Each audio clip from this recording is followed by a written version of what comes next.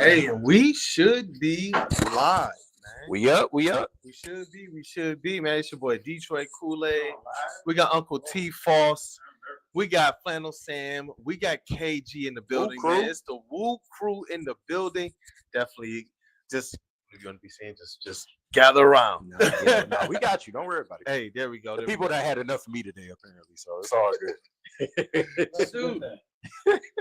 Man, you know what? But we got to talk about these Detroit Pistons. Obviously, we got the pod dropping with Rod at 1 o'clock today, where we hear a little bit of his second half take and how good Cade Cunningham is. And I got to ask you, T-Foss, because I know it's some things you wanted to talk about. You wanted to talk about the comparisons of Cade Cunningham to one Grant Hill. And I see you, the Dog Spoon. He said, we live. We live, man. Hey, share the stream. Share the stream. Let's rock. What up, though, T-Foss?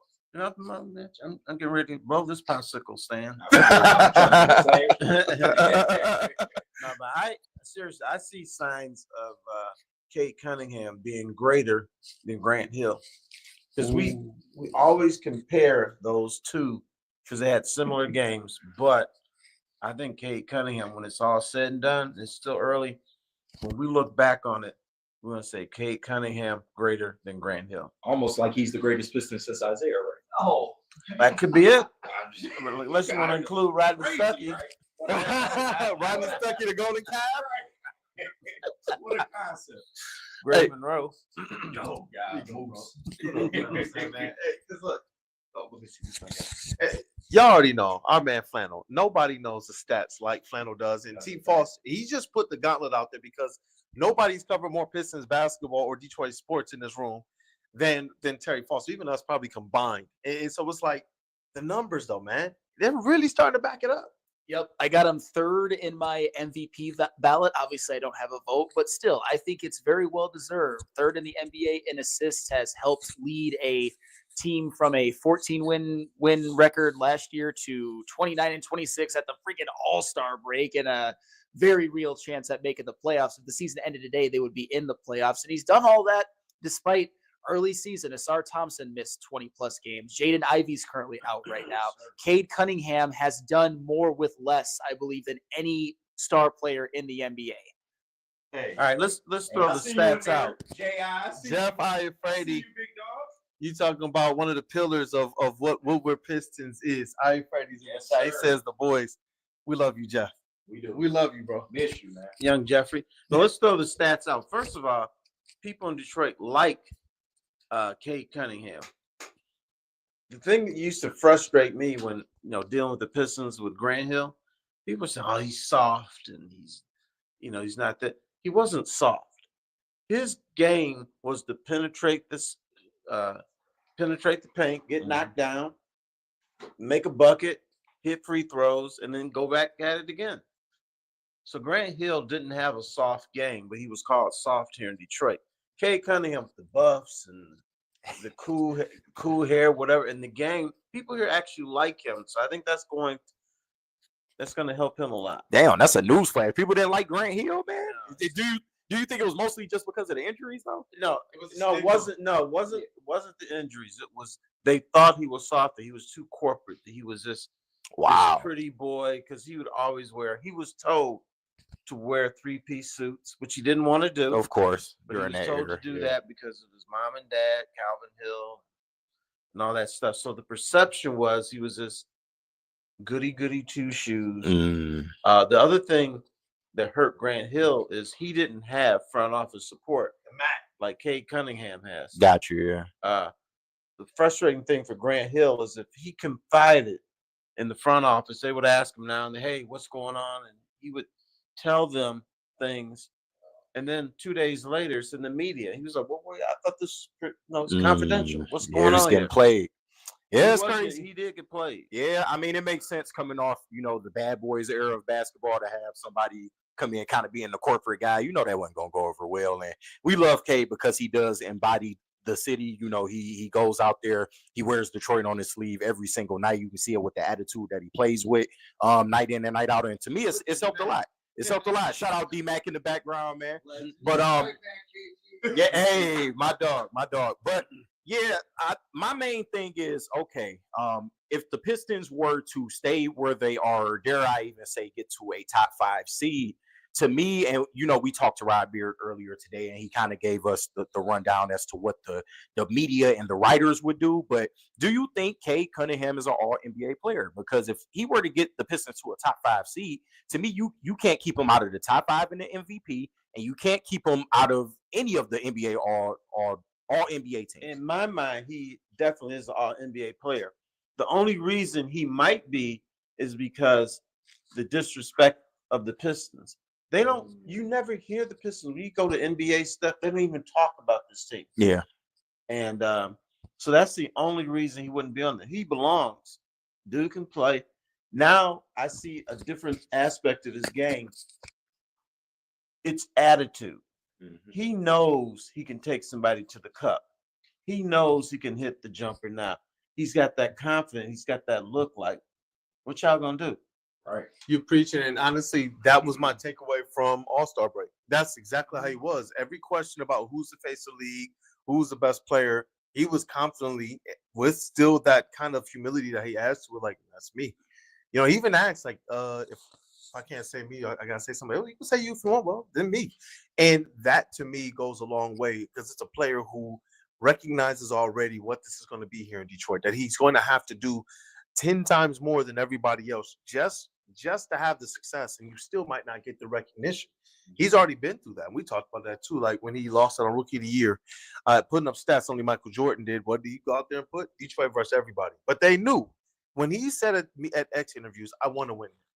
It wasn't like he was saying that ignorantly of what Detroit sports goes through. So he knows, like, this is going to be, what did Chauncey Billups say? If it ain't rough, it ain't right. Right.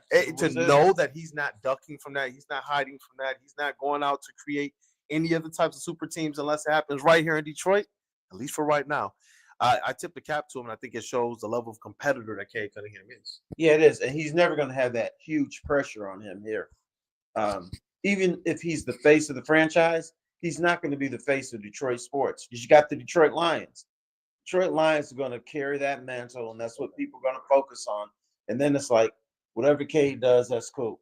So he's not going to have the fan base, oh, we need him to do this, we need him to do that. He's got to blah, blah, blah. Because the Lions are going to create that buffer for him. That's right, man. What about Flannel Sam? I see you over there, man. Just to talk more of this all NBA, Cade Cunningham, and shifting the focus towards second half of the season as well, and what we believe the outlook is. Yeah, I believe that he will continue to put up the numbers that he's done, score about 25, give about 9 assists. I actually have his 3-point efficiency skyrocketing. If you watched our episode of Wake Up Woodward earlier today, I said as much. And I also have the Pistons finishing this season with 45 wins. What'll 45 wins get them? Maybe a 4 seed, maybe a 5. Certainly, I think higher than the 6th. And if all of that occurs, how could you deny a Cade Cunningham? You're just looking around the league with the guards. I think he's the best guard in the East already. When you look at the West, you look at SGA, who's clearly going to be on a first team. But I even look at somebody, and people think I'm a hater of this guy, but I am a little bit, but I'm trying to be objective. Ant Edwards right now has the T-Wolves in the play-in. Has he been playing better as of late? Absolutely. Making me look a little foolish. But if the T-Wolves are in the play-in and Ant Edwards and Cade Cunningham's stats are comparable, I'm just saying, in my opinion, you would give Cade Cunningham an all-NBA spot above Ant Edwards, assuming the Pistons get those 45 wins and Cade continues to put up those stats. Would you argue, just from an outside perspective, that Ant has a little bit less to work with than Cade? Well, just a little bit. I'm higher on Rudy Gobert than most. People think that he's the Trash. biggest bum that has ever existed on the NBA and all of that. I get it. They lost Cat, and that's a big deal. Yeah. People who saying You see Bodega Cat, he over there wilding with the Knicks. No, I'm just saying. But yeah, I think neither really has a second star. I don't think you can look at Cade Cunningham as having more help. You can look at the pieces like Asar leveling up and Jalen Duren leveling up. But when you talk about narrative, neither of them really have a second star. I mean, Nas Reed's a 6th Man of the Year candidate, just for the record. No, that's a fact. I just wanted to provide maybe a little devil's advocate there. That's but fair. one thing that I did say during our Swisher Brick segment is the fact that, if Cade Cunningham, I feel like he can really raise his scoring, up just a little bit more. We're not asking for too much. He's already doing a damn good job at that. But I said that he would probably need to up his second half or scoring in the second half of the season in order for them to retain a top 6 seed. And when you look at the playoff race, it's going to be tight, man. You right there with Milwaukee. I know Miami's still technically in the mix. So it's not going to be easy the second half of the season, man. And I got criticized for 42 wins. I think that's pretty damn good, considering where we came from. But do you think that Cade Cunningham maybe needs to do a little bit more in terms of scoring in the second half of the season? You know what? And it's interesting because when you say do a little bit more, which is crazy. I know. It sounds crazy. I know it does. But I've been a proponent of this for a couple of years now. I believe that Cade should be the focal point of the offense, not just facilitation, but also scoring. I feel like he is the Pistons' best scorer, their best ISO scorer, the best mid-range shooter, one of their best off-ball shooters as well. And so I believe that with the addition of a Dennis Schroeder and having that secondary ball handler and playmaker like we saw early in the season with a Jaden Ivey, I believe that helps Cade Cunningham actually in this conquest for scoring just a little bit more. Yeah. Because he's going to get more efficient looks. He's going to be able to be used as a cutter in some of those instances or as a spot-up shooter like we saw in his first game with Dennis Schroeder. They both assisted each other on their first shots. I think about the 6-minute mark, and they were down.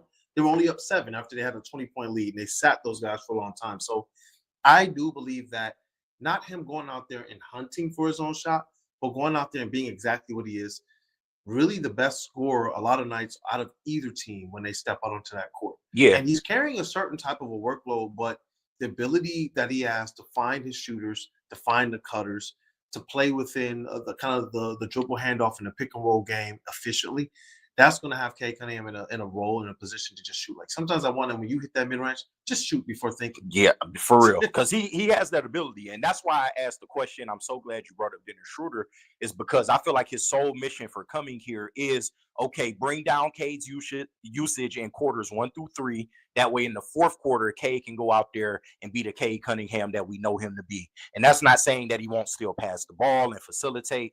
But if you can get a more aggressive Cade Cunningham, I think that only helps the Pistons going forward, especially in a deep playoff run where it's only going to get tougher. These games are going to get harder. And you are in the midst of it right now. You in the 6th seed. You want to stay out of the play-in. So I think if you were to get a little bit more out of Cade, which I know sounds crazy, it would go a long way. Hey, every minute you play in the NBA, you get worn down a little bit.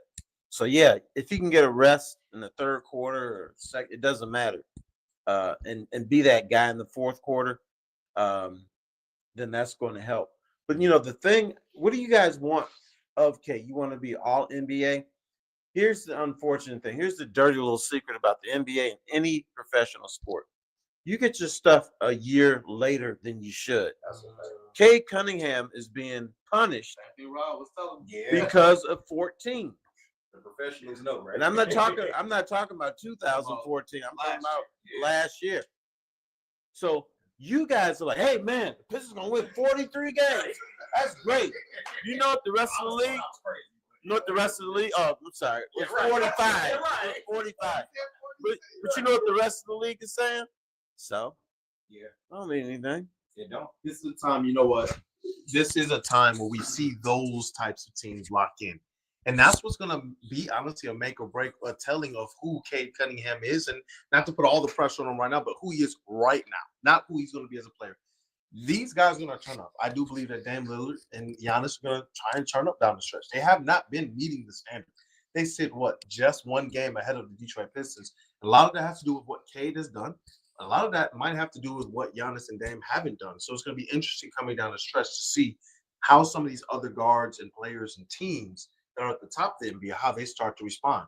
The Pacers, before the season, there's a lot of people who would have said there's no way at the All-Star break they're just sitting only 2 games ahead of the Pistons. Yeah. But here we are. And a lot of it right now, it has to do, in my opinion, to piggyback on what you're saying, how much of a star is Cade Cunningham? I believe that a lot of success we see right now has to do with what he's done to be that ultimate connector for this team. And it's going to be very, very needed down the stretch as we see some of these other guys who are used to this. Like, this is the first time these guys are in this position. Yeah. Except for Tobias, Malik, and Tim Hardaway. Those guys have been here at this position. All the rest of the young guys, they have not. And that's where I do believe Cade Cunningham, who has continued to shrug off some of the young player mistakes and woes and such. Like he's just ahead of it all. IQ wise, skill wise, facilitation wise, scoring wise. That's where I'm looking forward to him really taking that step forward. Where some of the other young guys they might not. I think the only thing critical I can say about Cade Cunningham, besides the turnovers, is at times he has I would call a lazy outlook. Like he'll play hard and everything, but then he's just like chilling for a minute, and that's when he turns the ball over. But he gets about two, 3 of those a game. Yeah, he's got to shore that up. Mm-hmm. You got to be professional for 48 minutes or for how many minutes you're out there. But I think he knows he's so talented, he can chill for a bit, but you can't.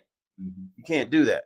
But he still gets in the chill mode. No, I wonder though, with bringing a Dennis Schroeder in as a secondary ball handler, with Asar Thompson leveling up as a point guard, of course, when Jaden Ivey comes back, whether that will lower Cade's usage enough to where he doesn't get as worn down. Because if you're running the offense, if you're handling the ball on every single possession, you're going to get really tired just really, really quick. It's not like just standing in the corner or moving off ball or posting up. Handling the ball on every possession is a mofo. And if he doesn't have to do it, if he doesn't have to do that as much, maybe he cuts down on the lackadaisical turnovers. But you know what? It's not physical fatigue as much. It's mental. Yeah. That's where, he's not a lazy player, but he has lazy tendencies because he could be mentally fried for that 2 or 3 minutes in the game. And if he gets Schroeder and more help, he may not be as mentally fried during games, and he could be sharper. I don't look at the physical with Cade. It's like, what's up in the head? I think we cooking, man. And right now, second half of the season awaits us. We really like where this Pistons team is. What are y'all second half predictions for the Pistons? Yeah, that was literally gonna be the question. My bad. No, that's it. You kick it off, man. We got a couple minutes here before the next show goes live. Y'all better tap in with Big D Energy. Yes, sir. Starts in a few minutes. So just real quick before we wrap up, you kick it off, man. Well, I'm Mr. 42 over here, and that by no mistake is that disrespect to the Pistons. I really like how they're coming along, and you know me. Most of the season I told you I didn't want to change my expectations, and I originally set them out to win 35 games. I didn't think just because they won 14, the narrative is, no way they can win over 30. I wasn't buying into that, especially after you got a chance to see what JB Bickerstaff is all about, the way they've kind of resurged this defense, and the way Cade Cunningham has elevated his game. I said 35 was the hard line. Now, of course, we need to change our expectations at this point. They are a playoff team as it sits right now. I just think 42 is a pretty safe number, at least for me as a fan. That shows me that y'all did compete in the second half. Y'all might not win every game like we've seen the Pistons drop games because they are still a young team. They're still learning, and there's still holes on this roster. But overall, I feel like they are a 42-win team. They can get to the playoffs and possibly upset whoever they play. I'm going to try to be as realistic as I possibly can while still maintaining my love for the Pistons and all of that. I think that the Pistons will win 45 games. I think that will be good enough for them to make the 5 seed. I think they'll be the 5 seed. I think Cade Cunningham will be 3rd-team All-NBA, and Malik Beasley will finish 2nd in Sixth Man of the Year to Peyton Pritchard. And I believe in the first round of the playoffs, they will be matching up with the 4 seed Milwaukee Bucks. I think they both pass the Pacers. I think once Dame Lillard and Giannis Antetokounmpo maybe play more games together and get healthy, Giannis Antetokounmpo eventually is going to be like, I'm Giannis. I'm the best MFN player in the East. We can't be in the 5 or 6 seed. We got to level it up. And I think they will meet the Pistons 5 seed in the first round of the NBA playoffs. Hey, before the legend gives his, man, shout out to Matty Fresh in the chat. He says, shout out to Woodward Sports for the best Pistons coverage in the city. And what you got for us, man? What is your second half prediction in like 30 seconds? Well, I'm going to get in trouble. But I always look for signs. How about 14 wins, then you reverse it to 41? Ooh, let's go. You know what? Hey, anything over 40, 40 plus is awesome for this team. I do hope that they finish 500 or above. You guys will hear on Woodward Pistons podcast with the legend Rob Beer later. I believe that this team has 46 wins in them. In the last 27 games, they are 18-9. We just need them to be one game less than that. These next 27 to go 17-10, and they finish with 46 wins. Just to put it in perspective, this team has been on a tear, and it's been because of the leadership and the connectivity of Cade Cunningham, the growth that we've seen from young players like Asar Thompson and Jalen Duren. Honestly, the improvements we've seen from a guy like Tobias Harris, as well as the overall impact of these vets. And we can't forget about JB Bickerstaff as well. So down the stretch, I think that this team has what they need to maintain the same pace they had over the last 27 to 30 games. And if they do, we're going to be looking at a team with 40, Yeah, you know, we 45 don't wins. bring up JB Bickerstaff because he doesn't play. But this man has had all season to figure this team out. He may have some surprises in the last 20-something games where you're like, I didn't know they could do that. Well, I didn't know we were going to, or they could compare, pair these two players or these three players. So Bickerstaff is a good coach, but he's also invested. He cares. He wants to move it. So in my mind, I think what he's doing, what a lot of Piston coaches have done before, Chuck Daly, Ray Scott, Doug Collins, not Doug Collins, but Doug was crazy. How about Larry Brown and Rick Carlisle? Yeah. They figured this roster out, and sometimes it's not 5 or 6 games. I always talk to you guys about letting things play out. Your guys' timelines are too short, but sometimes it takes a few months to figure something out or to optimize it. He's probably got it figured out, but he's going through his mind and trying to come up with more creative things because he cares, and he'll figure something else out. This could be an entirely different team in March or February, late February than we see now. Yeah. Well, you know what? Got to get this thing wrapped up now. We're going to be bringing more lives to you guys. Want to interact, continue to share the stream, support, subscribe if you haven't.